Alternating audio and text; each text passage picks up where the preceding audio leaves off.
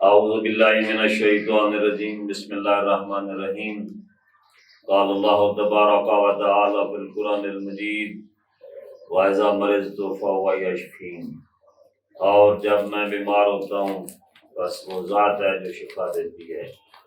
تو عزیزان محترم ناظرین السلام علیکم ورحمۃ اللہ وبرکاتہ، امید ہے آپ باخیریت و عافیت ہوں گے۔ تو جناب محترم، آج کل چونکہ بہت سارے مسائل ہیں، شادیاں کر دی جاتی ہیں لیکن اکثر عورتوں کو بانجھ پن ہو جاتا ہے، اور اتنی شکایات ہیں کہ اکثر عورتوں کو بال بچے نہیں ہوتے۔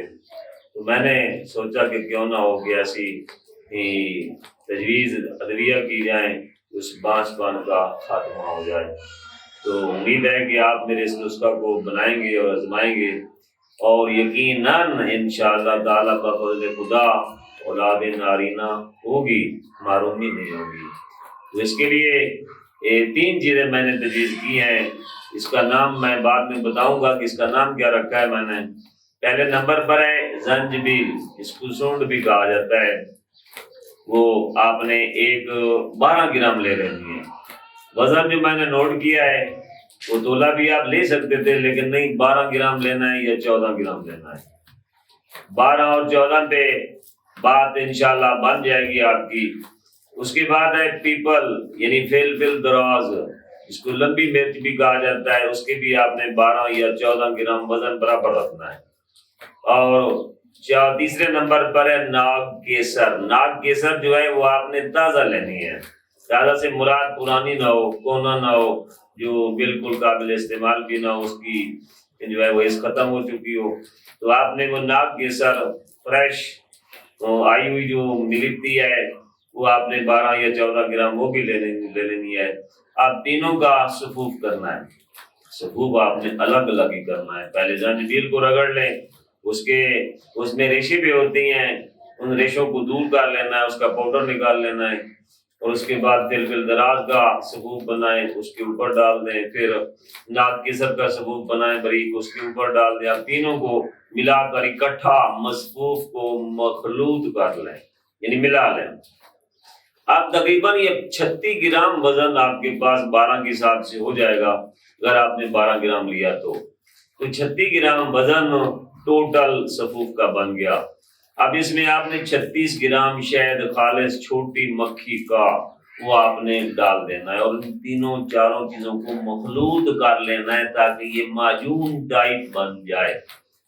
اب اس کے کھانے کا طریقہ کیا ہے کہ آپ دوران حیض، تیسرے دن، چوتھے دن، 5ویں دن، تیسرے دن، چوتھے دن، 5ویں دن، یہ آپ نے 3 دن کھانی ہے۔ کتنا وزن کھانا ہے؟ 3 گرام، یعنی نصف چمچ وزن جو ہے آپ نے وہ گائے کے دودھ سے کھانا ہے، شیر گو سے آپ نے نوش جان فرمانا ہے۔ دن کو کھا لیں ٹھیک ہے، رات کو کھا لیں ٹھیک ہے، لیکن اس کے ساتھ ساتھ صرف یہی نہیں ہے کہ صرف بانچ عورت ہی کھائے، وہ بھی کھائے، بلکہ ساتھ اس کا شوہر بھی کھائے۔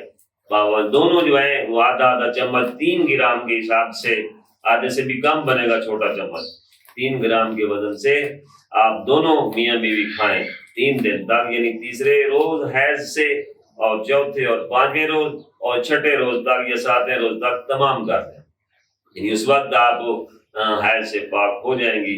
اب اسی دن ہی آپ دونوں ایک دوسرے کے ساتھ ہم بستری میں چلے جائیں، انشاءاللہ بفضل خدا۔ پہلی بات تو یہ کہ یہ آپ کو بانجھ پن ختم ہو جائے گا۔ دوسری بات یہ ہے کہ آپ پہلے دن جائیں گے تو بچہ ہی پیدا ہوگا، اور یقیناً پیدا ہوگا انشاءاللہ بفضل خدا، کیونکہ شفا جو من جانب اللہ ہوتی ہے، یہ نسخہ بہت کم خرچ ہے۔ کتنا خرچ ہوگا؟ میرے خیال میں بمشکل 150-200 روپے کے قریب پہنچ جائے گا، کہ وزن بہت کم ہے۔ تو میں نے اس کا نام جو ہے نام رکھا ہے بانجھ پن معجون، یا معجون بانجھ پن کا حل، یعنی اس کو ختم کرنے کے لیے، بانجھ پن کو ختم کرنے کے لیے یہ معجون بانجھ پن استعمال کریں۔ اور صرف استعمال کتنی کرنی ہے؟ 3 دن استعمال کرنی ہے۔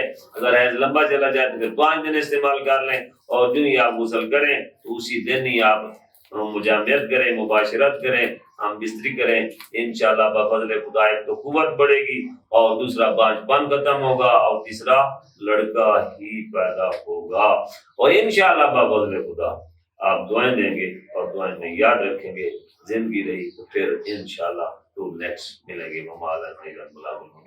والسلام علیکم ورحمۃ اللہ وبرکاتہ۔